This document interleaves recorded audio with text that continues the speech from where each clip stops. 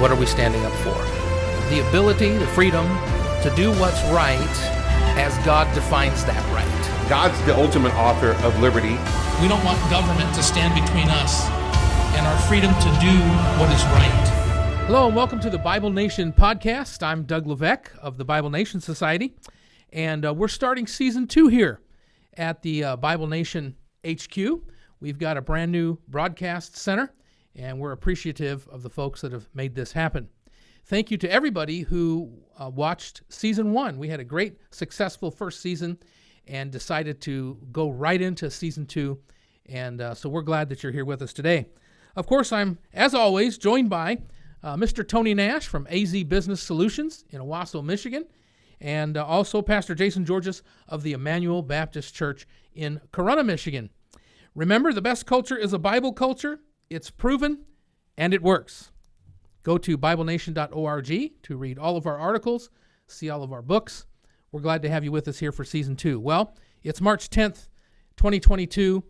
We don't always give a frame of reference. We try to be topical in these broadcasts. But, of course, what is heading the news and all the issues of the day is the Russian invasion of Ukraine. Some people are calling it the Ukraine war. And so we want to do a couple of sessions here right off Season 2 talking about this.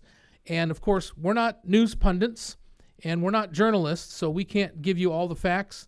But we're talking about how the Bible influences culture.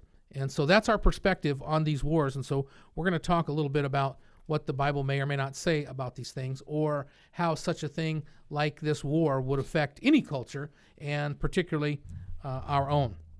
So, guys, I want to welcome you, and thank you for Season 1. And here we are in Season 2. I'm glad you're back, and thank you for putting this studio together. And I think we're going to have a lot of fun back here in this studio. Well, yeah, we stop for a little while, and the world goes to war.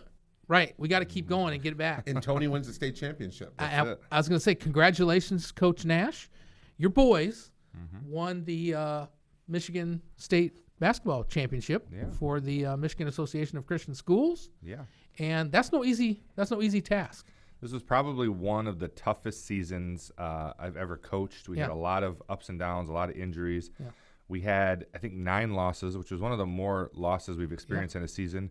But 7 of them were by 5 points or less. So we were continuously kind of losing games we should be winning. Yeah. And it was just challenging. So it seems to me that the league across the board was very strong this year. A lot of equal teams. And so it was anybody's game, and you just had to out-coach them. Is that what it was? It was 100% all coaching. No, yeah. But no, I felt like I was more of a psychiatrist half the time than a coach, because guys' confidence were just plummeting after losses, injuries. We're not going to have this guy. Guy would have a bad game, and all of a sudden he has 5 bad games. And so just trying to get these guys to believe that it could happen. And, those young men, the great thing about coaching, even more than playing, because playing basketball and being on a team is a great thing for a young guy.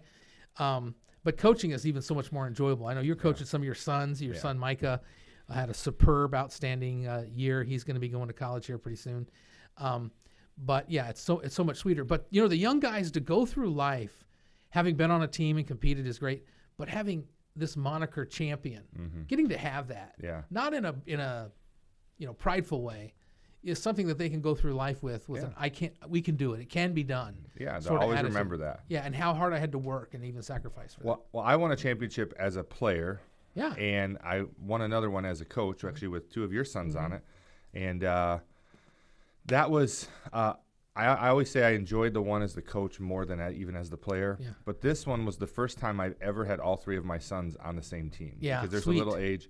Yeah. And to be able to cut down the nets with them, because we've actually talked about cutting down the nets since they were 7, 8, 9 years old. Yeah. And we've done a lot of basketball. That's kind of the thing that we have chosen to be the thing we bond over. And that's your earthly vice? That's it. Yeah. That's it. And so, of course, last year we lost by 1 point in the state championship. And so to see them come back, set their mind, work hard, get all the way there and can complete it, it was pretty sweet. And it certainly helps me as a father solidify the fact that when you set your mind to something, you work hard, you can achieve great things. The Bible says, without a vision, the people perish. And that's why at the beginning of the season, the first practice, you have the boys pretend like they're going up and cutting the net down, Yeah, we and practice say, that. guys, this is what it's about. And so congratulations to you. Thank you. Pastor Georges. I know your girls team had a great year again. They overachieved for sure. Yeah, this they year. did. They did. Yeah. And so we'll I be know back. about So that was fun. psychological basketball coaching. So between season 1 and season 2, all psychology. we had basketball playoffs. So, Had to forgive take a us. little break. So that's why we're back now. Yeah, but we're back. We're back. Basketball's So done, we we're appreciate all of our viewers, and listen, share these articles, particularly now. I mean, people are really a little bit afraid.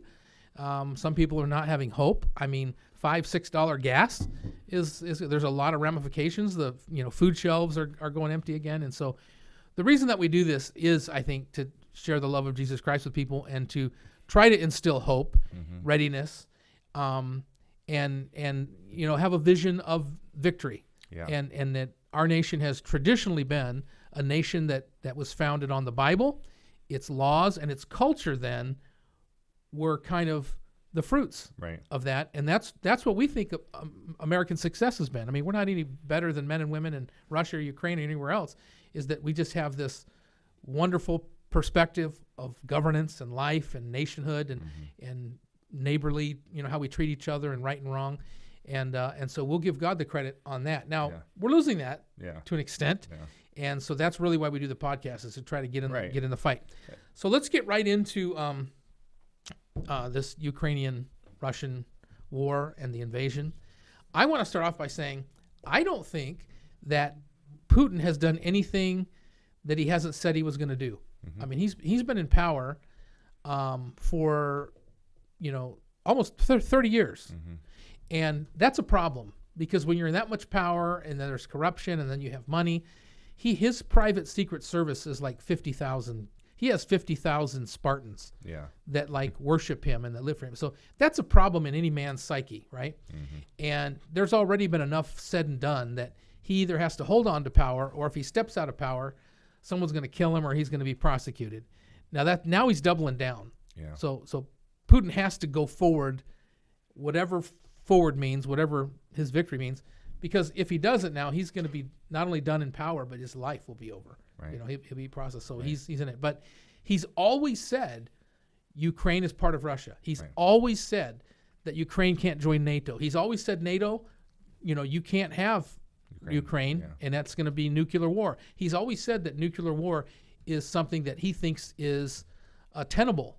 Like, no Western leader is going to say nuclear war is tenable. They're going to say conventional war, do everything. That's why right now Western leaders are basically saying not helping Ukraine, because they're afraid that there's this point that there will be the possibility of nuclear war. And I don't think that's wrong, but I think when you're dealing with a guy like Putin, you're going to deal with him now, or you're going to deal with him then. Yeah. It's going to be nuclear then, nuclear now, whatever. So Putin is just being Putin. Now, I think what's happened is, because he has been engaged in the G20, he's been engaged with Western nations in trade, because he's fought ISIS, fought Muslim fanatics, because he's made public his Christianity, wore a cross, his identification with the Russian Orthodox Church. I think people have believed that he's more reasonable, or that somehow he's a good guy, or that somehow he's stronger than, say, Trump and Biden. And as far as morality, he stood against homosexuality and He wrestles bears. Yeah, and of Shirtless. course, he's shown himself a man's man, or at least tried to show that he drives submarines. Yeah, he wrestles bears. He rides horses and all that kind of stuff. Which, if I was a despot, that's what I would be doing. Right. Right? I wouldn't be ballroom That's dancing. what I do every weekend. I wouldn't be ballroom dancing or whatever. So, in all fairness, I don't think that people should say all of a sudden be shocked, because he's always said these things, and he's actually done these things. He has invaded Georgia. He's invaded other Caucasus nations. He already took the Crimea. He's already been belligerent in the Black Sea and the Baltic Sea with his navy. He's done flyovers, threatening flyovers in Scandinavia. He has sided with China against India, even though he sold India everything. So I personally don't see, but I have a perspective of 30 years. Sure.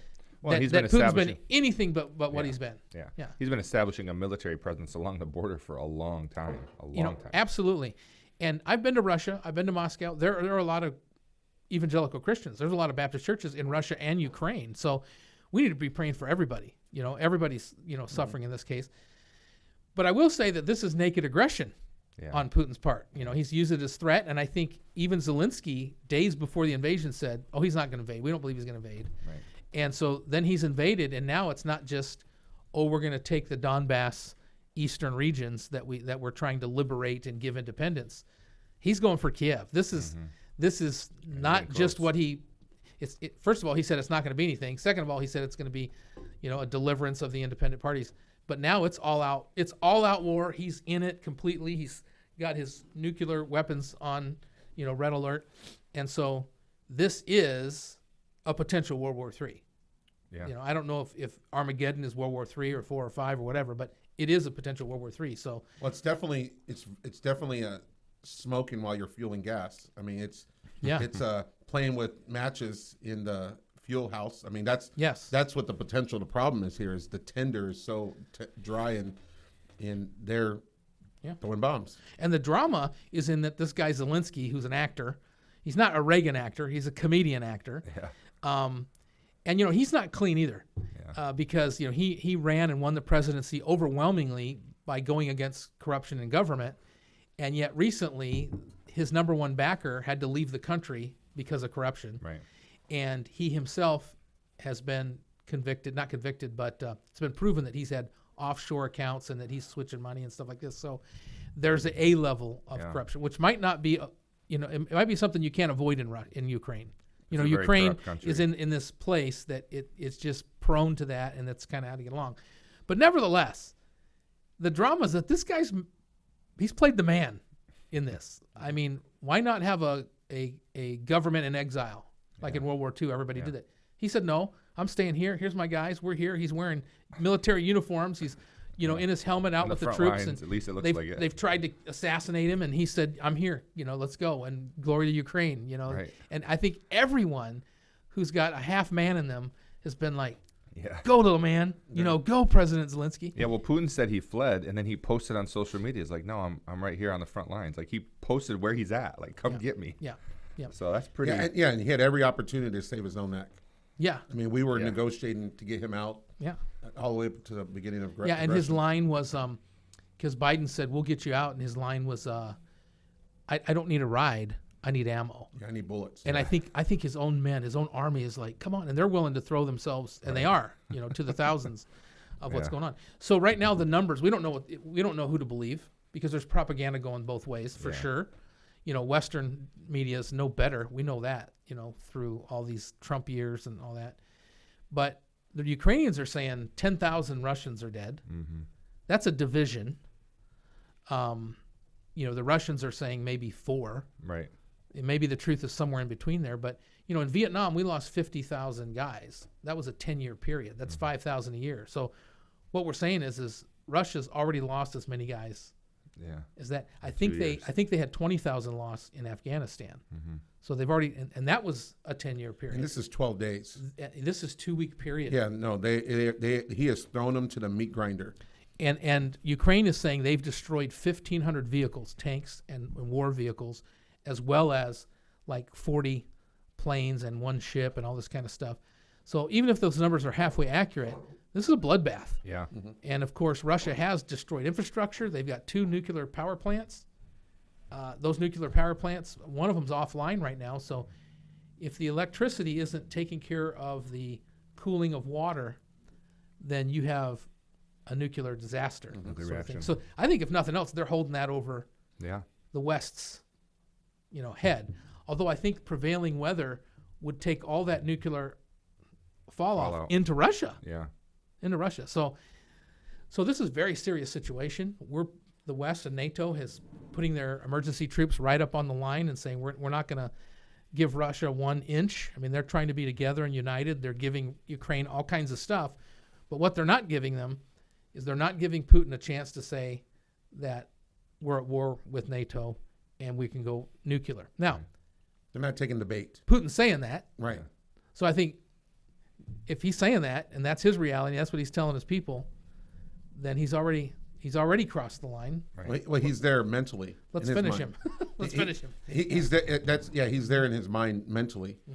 As you analyze this, the idea that allows nations to cooperate and to cohabitate the planets peacefully is inherently, everyone believes every nation has the idea of self-preservation. Right. That they don't want to be annihilated from history. Right. And he's not necessarily acting in a way right now that is conducive with that. No. So there is great motivators that we probably don't fully understand that are prompting him and moving, because he is acting in such a way that from our side of the chessboard, when we look at the chessboard, is his demise. Right. And even if it's not his own physical demise in his own life, his legacy, his idea of he's going to go down in the annals of history as every other Russian tyrant, and he's even been likened to Adolf Hitler right now. So that's how he's gonna go out. Right. So now this is playing chess from the Western perspective, right? But we got to try to play chess from the Eastern perspective, right? Because somewhere in his paradigm, in his matrix of information, the price is worth. The prize is worth the cost. Right. Somewhere it's making sense to him. He's playing for a victory. That victory is defined differently than what we would have. He's thinking differently. There's other things that have been speculated. Is he in control? Mm-hmm. Is someone else pulling the strings? Is he trying to act like he's in control? Some people say his wife's in a bunker. The Russians are saying his wife's in a bunker. But the West is saying his wife and children are in the Netherlands. Mm-hmm. So is he in a situation where he's having a family issue? Some people say that he looks very ill and that he's got terminal cancer and that you can tell he's in a lot of pain. So there's all this other speculation. How do you know what to believe? Yeah, it's so but much. there could be other things. I'm just saying we're going to be fair because we're going to crucify him in a minute. Sure. So I'm just trying to be fair that what's going on, and Pastor Jason's trying to put it in the proper perspective. But even in the place and geopolitical situation that we're in, after the fall of the former Soviet Union, we have purpose to leave Russia and the East. It's been close, but it's always 51-49. Right. We've given them a lot of liberty, and yes. but in the way NATO has formed and where we put our defenses, and listen, good. It needs to be 51-49. Sure. It probably needs to be 60-40. Right. In our dominance, because at the end of the day, history has shown that although America is not perfect, it can be most trusted with world security. Yeah. More than any other regime. Right. And so that's good. But from his perspective, from his side of the board, he probably does not intend to end his life to go out with the score still being 51-49. What would have set him off thinking that Ukraine's about to invade us, or Ukraine's about to really go NATO? Because neither of those things was true. Right. Neither of those things was true. Now, they might have been engaging the European Union more economically. Now, if Russia is in a worse financial situation than what anybody knows, then Ukraine is one of the top 10 sources of like 20 different commodities. Mm-hmm. So sanctions versus owning all those commodities might have been his decision. But either way, that seems an expensive decision. So there's something else in Putin's mind. Mm-hmm. There's something else beyond what the talking points are. And I think we wanted to come in here today and talk about some of the religious perspective. Mm-hmm. Yeah. Here is a recent article, and it's called Vladimir Putin, a miracle defender of Christianity, or the most evil man. Mm-hmm. What is it? The Russian president's Orthodox faith is central to his worldview, but he has used it to justify invasion and violence in God's name. Mm-hmm. It goes on to go back to in the past. It talks about, it's talking about his conservative values and imprisoning the girl band, lesbian band, Pussy Riot, and some of his, saying that was because of morality, et cetera, et cetera. The Bolsheviks tried to erase their Christian perspective, but he was baptized. And when we were at this Ukrainian church, and I'll let Pastor Jay talk a little more. Yeah. We were at this Ukrainian village in the Detroit area, and we went to a Ukrainian Catholic church, St. Mary's, and the lady was kind of describing it. Her name was Olga, and she's describing this thing from her perspective, and her perspective is it's very much a religious conflict. Yeah. Very much so. Between Russian Orthodoxy and Ukrainian Orthodoxy. Right. Here's another article, Putin's Spiritual Destiny. The religious president wants to rebuild Christendom. Mm-hmm. Now, if you're a Christian, you're thinking of not just a Christ, but an instead of Christ or an antichrist, somebody who's got messianic personality. Mm-hmm. Now, he's got that kind of following in Russia with Russian Orthodox Church and with his own militaristic entourage. So he already is going to feel that sense. He's already spoken to that. He's already acted on that. So listen to this. Threatened by an uprising of his treacherous generals, the Christian Emperor Basil II, based in the glorious city of Byzantium, Turkey, reached out to his enemies, the pagans over in the land of Rus, Russia. Basil II was a clever deal maker. If Vladimir of the Rus, sounds like Vladimir Putin, right?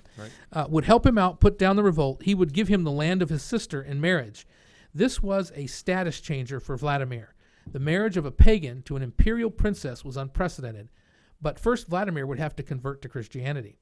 Returning to Kiev in triumph, Vladimir proceeded to summon the whole city to the banks of the river Dnieper for a mass baptism. The year is 988. This is the founding iconic act of Russian Orthodox Christianity. Mm-hmm. So Russian Orthodoxy, this is their founding. It was from here that Christianity would spread out and merge with the Russian love of the motherland to create a powerful new brew of nationalism and spirituality. In the mythology of 988, it was as if the whole of the Russian people had been baptized. Vladimir was declared a saint. When the Byzantine Empire fell, the Russians saw themselves as its natural successor. They were the Third Rome. Remember, the Muslims took Byzantium, and it became Muslim. And so Russia said, "Well, we're what's left then. You know, we're the Third Rome."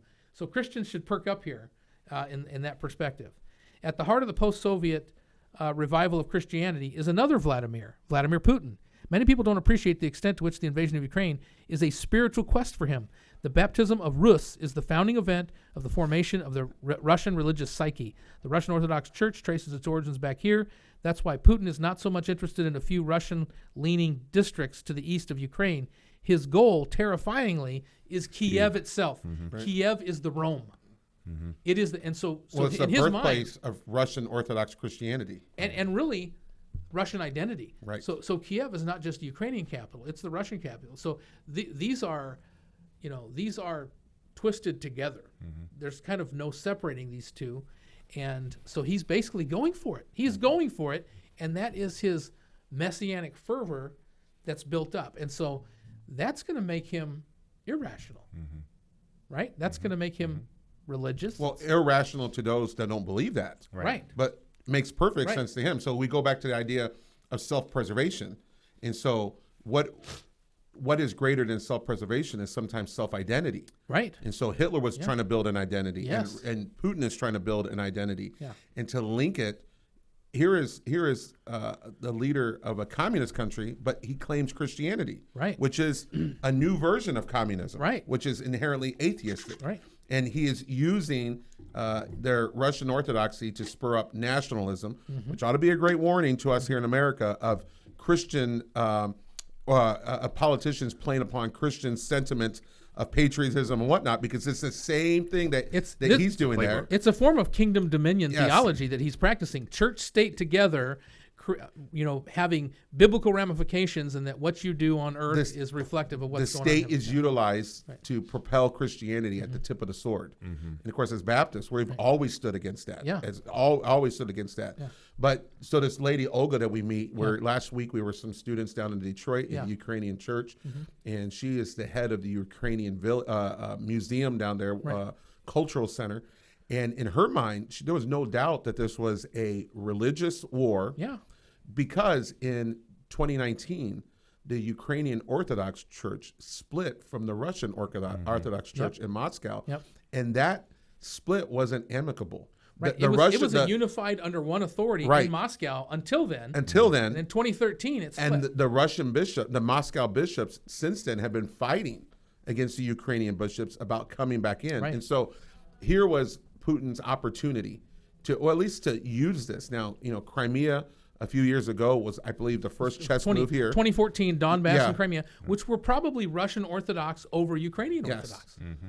So there is a like you said, what makes this concerning is there is what's the word we're using? Not apocalyptic, but there is a Putin is acting very messianic. Yeah. Right. Very messianic in the pride of Russia, in the pride, and in him, even in his mind, Christianity. And just as the Apostle Paul, who before he was the Apostle Paul, was terrorizing and persecuting Christians, thinking he was doing the right thing. Right. And one of the most dangerous persons in the world is someone who thinks they're doing the right thing, but is really doing the wrong thing. Right. And so, people talk about his irrationality or what's wrong with him or whatever, his fear of his own generals or whatever. And so all these pictures of Putin are like he's across the room from everybody, he's down the table from everybody, he's separated from everybody. But what if that really is more, I'm next to God? And we see that all through history. Yeah. And so how does that take place? When you're in power for 40 years and you do whatever you want and nothing ever is called on the carpet and you become the law and you become the definer of right and wrong, then that's going to happen in your psyche. So nobody should really have that level, period. And, he has that, but then is he using this as an excuse? Sure. Or is he, but I don't know. All indicators are that he really believes this theology. Right. And when you have a religious conviction that you're doing this because it is your duty as a believer in the religion that you have, Christianity is obviously his. Not only do you believe that, Orthodox Christianity, right, not biblical Christianity. Yes. To do what he's doing, he believes that to do this is right, but on the other thing is to not do something would then be wrong. Right. So to not act would be going against my God or going against my religion, and that is dangerous. Yeah. Yeah, and with such a strong view of history, even if it's a little bit skewed, and then you are fashioning yourself with other historical things, well, if he's Vlad of the Rus, then really he's a pagan in his heart, and he's converting for love of this person and the saving of Christianity or Byzantine, and he is the next Rome and the next Roman and the next emperor. So that's everything that we look at in history and say is wrong, and that's everything that we look at in prophecy and say is going to happen again. So we're not saying this is it, but it definitely has overtures of prophetic ideas. And he's gotten away with it in the past. Yeah. I mean, this is the stiffest resistance. So even as we talk about this, and we're talking at it. We're not even talking about this at the 20,000 foot level. We're talking at this at the ethereal level. Yeah. Of the great maturations of God's providence and purpose for the earth. Okay. Yeah. So we're talking, but then get all the way down to the ground level. So if Putin is acting in the spirit of the Antichrist. Yeah. Okay. And if anything, his quotient has gone up over the last couple of weeks. But look who throws a kink in the gears here. Who's the one that stymies it up? The patriot, the individual who is just standing for their own God-given rights. Right. And for the Ukrainians, I don't know if they have much to say on geopolitical affairs. They're just, I don't want to die, and I want to keep my home. Right. And those are both and God-given rights. I don't want to be Russian. And I don't want to be Russian ever again. So I have the right to be what I want to be. Right. To identify as I want to, and I'm not going to be imposed. That's not going to be imposed upon me. And that's always very potent. Yeah. And that's what we're seeing right now is that liberty of freedom, that purpose of liberty being lived out in their lives is inspiring. So that's that way. Even though we have tried to be fair to Putin and sympathize with him over some certain things, and even maybe agree with some identities he has, ultimately he's put himself as the bad guy, right? Because you're lying, you're being deceptive, you're lying, and now you're slaughtering the innocents, and so you're giving your enemies ammo. Well, the devil's only a bad guy unless you're a demon. Right. Then he's a good guy. Right. Yeah, exactly. And so he's on the wrong side of these things. And so even though this is a religious civil war between two so-called Christian factions, both of those Christian factions, we would say, have extra biblical beliefs. Correct. And Arianism would be one of those in both of those, which is Romanism, which they're claiming. And that is that they all think that Jesus was a man who attained godhood, rather than Jesus was God who became man. God sent. Right. And so when they're baptized into this idea, which is no different than almost all the cults, that man can attain godhood. And so that would also say why he's separate from people. I don't want to get what they have spiritually. I want to keep myself, So there's other ideals about what's going on. That's why we brought up these couple of articles that are out there. And I mean, there are other people talking about these concepts from one perspective or another. And, I hope we're wrong. Yeah. I hope we're wrong on it, but to me it seems very, very adequate. And you guys just experienced that down at the Detroit Ukrainian Center when, having these thoughts, having this pre-discussion, this lady goes, "Oh no, this is a religious civil war." From her perspective, that's exactly what it is. No doubt. And the other bishops of the Ukrainian church here in the region, who somehow she's in charge of them. Right. I think she controls the money. Probably, well, something. There's some sort of influence. Yeah. Are all coming to her with these ideas. I mean, in their display, they have Ukraine and the Rus. I mean, so they trace their origins to this, and a lot of Ukrainians speak Russia. Right. One of the cities that they're fighting over, Odessa, was a vacation spot for Russians. Right. And so there is a lot of close links between these two. These intermarriages, and children have Ukrainian and then Russian together. I know, like, I've gone a lot to Toronto, and I've preached at the Slavic Cyrillic language church in Toronto, downtown Toronto. It's a historic church all through the Cold War. They were people that were against communism as they were there, and a lot of stuff happened there. But you go in that church, and it's got Russians and Ukrainians in it. And the history and their connection and their differences are all very real. And that church has planted 2 other great churches in the greater Toronto area. But I'm wondering how they are doing now, because you're going to have both Russian and Ukrainian national sentiment in there. Of course, none of them are Orthodox. The ones that I am, they're evangelical Christian Baptist churches. But, man, that's going to play. But Putin's grip upon information has weakened in this technological age. Yeah. And so even though that he has shut down independent media, word is still getting in. And so to see protests in Moscow, and, if you think through COVID and everything that's going on, this last 4 or 5 years has been the year of the protests and the effective protests of people standing up and making their voices heard and moving things. Right. And so Moscow, of course, there's reports of thousands that have been incarcerated, and who knows when we see them again, because they had the audacity to tell their government they didn't like what they saw. 14,000 arrests and 15 years in prison for that or something. That's crazy. Hey, Doug Levesque for Bible Nation Podcast. Listen, we just had a great long discussion about what's going on with the Russian invasion of Ukraine, how it affects America, and what the Bible has to say about it. It was long enough that we thought we would split it into 2 sessions. Thanks for tuning in to our Bible Nation podcast. We'll be back next week. Remember, the best culture is a Bible culture. It's proven, and it works. BibleNation.org. Check us out.